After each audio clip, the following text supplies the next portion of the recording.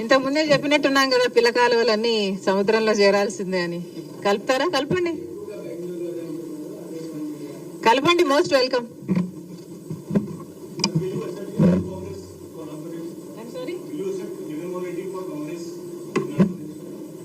Congress party is an ocean. There are so many people in this ocean. Why not?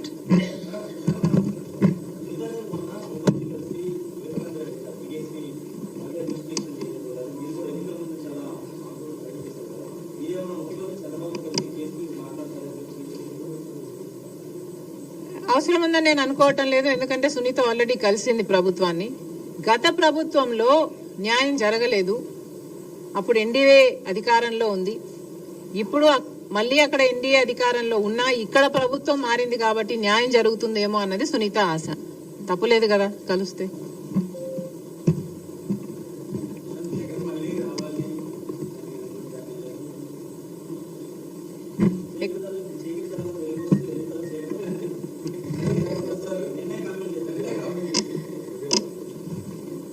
ఎందుకు రావాలి? మళ్ళీ 10 లక్షల కోట్లు అప్పు చేయడానికి రావాలా? ఎందుకు రావాలి? 10 లక్షల కోట్ల రూపాయలు అప్పు చేయడం కాకుండా, రాష్ట్రాన్ని అప్పుల పాలు చేయడం కాకుండా, మీరేమో ఋషి కొండలు కొండలు కొరిగేసి ప్యాలెస్లు కట్టుకోవడానికి రావాలా? కనీసం రాజశేఖర్ రెడ్డి గారి జలయజ్ఞంలోని ప్రాజెక్టులు పూర్తి చేయకపోతే, కనీసం ఉన్న ప్రాజెక్టులలో మీరు మరమ్మతులు మెయింటెనెన్స్లు కూడా చేయకపోతే గేట్లు కూడా తేలుతున్నాయండి. మళ్ళీ ఆ దుస్థితి చూడ్డానికి రావాలా? ఎందుకు రావాలి? రాజశేఖర్ రెడ్డి గారు ఎంతగానో వ్యతిరేకించిన బీజేపీ పార్టీతో మీరు అక్రమ సంబంధం పెట్టుకుని ఆఖరికి మన అన్ని విభజన హామీలతో సహా, పోలవరంతో సహా, కడప స్టీల్ ఫ్యాక్టరీతో సహా మన విభజన హామీలు మొత్తం, ప్రత్యేక హోదా అన్ని తాకట్టు పెట్టడానికి మళ్ళీ మీరు రావాలా? దేనికి రావాలి?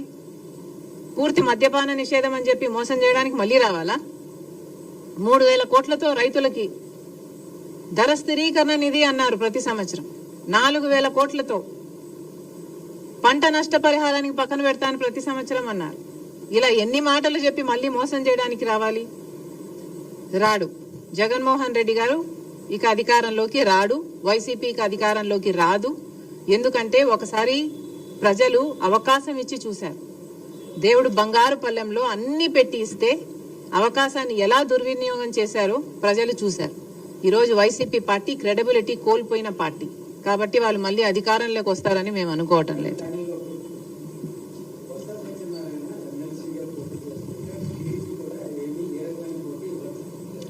అవును, ఎందుకని అడగండి చంద్రబాబు గారిని. ఇంత గొప్ప విజయం తర్వాత చంద్రబాబు గారు ఏమన్నా, ఐ డోంట్ నో, ఇంకో పక్కేమో వీళ్ళు ఏకగ్రీవంగా గెలిచారు. పండగలు చేసుకుంటున్నారా? చేసుకొనివ్వండి. 151 నుంచి 140కి వచ్చారు. 11కి వచ్చారు. అంటే 140 కోల్పోయారు. ఇక్కడ ఒక ఎమ్మెల్సీ గెలిచారు. చేసుకొనివ్వండి, పండగలు చేసుకొనివ్వండి. ఇదే బొత్స గారు రాజశేఖర రెడ్డి గారిని అవమానించారు.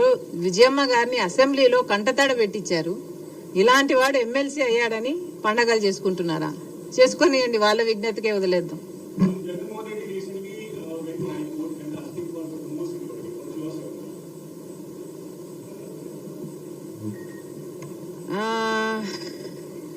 I am not aware of the security he has right now. Oh, he has that plus. I do not see the need for additional security then.